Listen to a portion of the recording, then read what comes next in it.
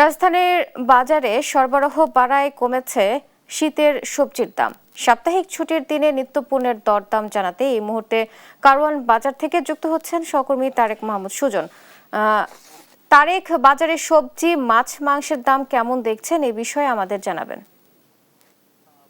যেমনটা বলেছেন, বাজারে শীতকালীন সবজি আসায় দাম কমেছে, তবে নতুন যে সবজিগুলো এসেছে অর্থাৎ সিম, টমেটো, সেগুলো কিন্তু আজকের বাজারেও 100 থেকে 160 টাকা পর্যন্ত কেজি দরে বিক্রি হচ্ছে।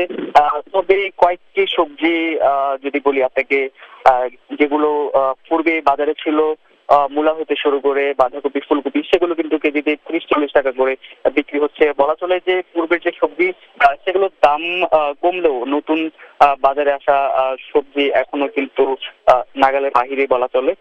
তবে সার্বিকভাবে যদি বলা চলে, দাম নিয়ে ক্রেতাদের মধ্যে একটি মিশ্র প্রতিক্রিয়া। ক্রেতারা বলছেন শীতকালীন সবজি বাজারে আসলেও এখনো দাম কিন্তু তাদের আয়ত্তে আসেনি। এদিকে আমরা যদি বলি আজকে কিন্তু পেঁয়াজের দাম কিন্তু আবারও বেড়েছে, যেটি 2-3 দিন আগেও কিন্তু 85-90 টাকা কেজি করে বিক্রি হতো। আমরা যদি পেঁয়াজের দাম নিয়ে যদি একজন বিক্রেতার সঙ্গে কথা বলি, আপনার সঙ্গে যদি একটু কথা বলি, পেঁয়াজের দামটা আবার কেন হঠাৎ করে কিছুটা বেড়েছে, কারণটা কি? শেষ সিজন তো স্টক নাই। মনে করেন যে আগে যে স্টক ছিল, স্টক গুলো শেষ হয়ে যাইতেছে, তো দিনের দিন পুরান পেঁয়াজ গুলো কমে যাইতেছে। নতুন পেঁয়াজ আমদানি হইতেছে, নতুন পেঁয়াজ সম্পূর্ণ আমদানি হয়ে গেলে পেঁয়াজ দাম কিন্তু স্থিতিশীল হয়ে যাবে। আমি 110 টাকা বিক্রি করতেছি, কালকে আমি 102 টাকা কেজি কিনে আনছি, খরচ হলে 105 টাকা কেজি পড়ছে, 110 টাকা বিক্রি করতেছি। যেমনটি বলছেন একজন বিক্রেতা, আবার যখন সরবরাহ ঠিকভাবে হবে তখন হয়তো আবার কমবে। এদিকে চালের দাম কিন্তু পূর্বের মতোই রয়েছে, তবে আজকে বাজারে মোটা যে চাল 28, সেটি কিন্তু কেজিতে 1-2 টাকা কমেছে, এমনটাই। বস্তা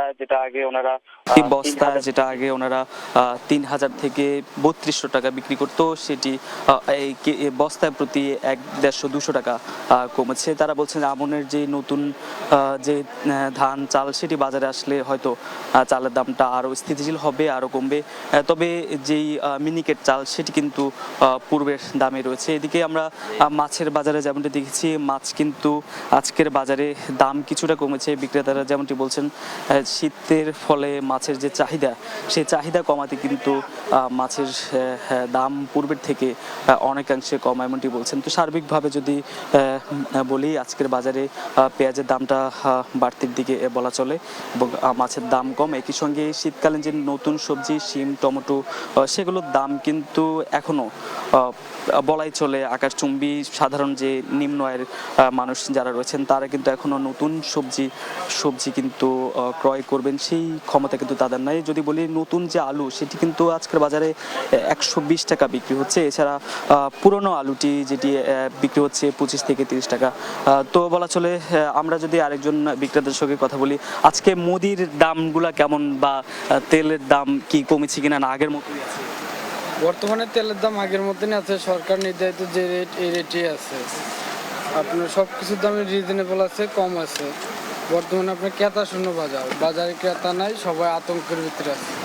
যেমনটি বলছেন, বর্তমানে কিন্তু ক্রেতার একটা শূন্যতা, বা ক্রেতাদের যে এই সরগরম, সেটা কিন্তু কম, বিক্রেতারা কিন্তু এমনটি বলছেন। তো রাজধানীর কারওয়ান বাজারে এই ছিল আমার কাছে সার্বিক পরিস্থিতি।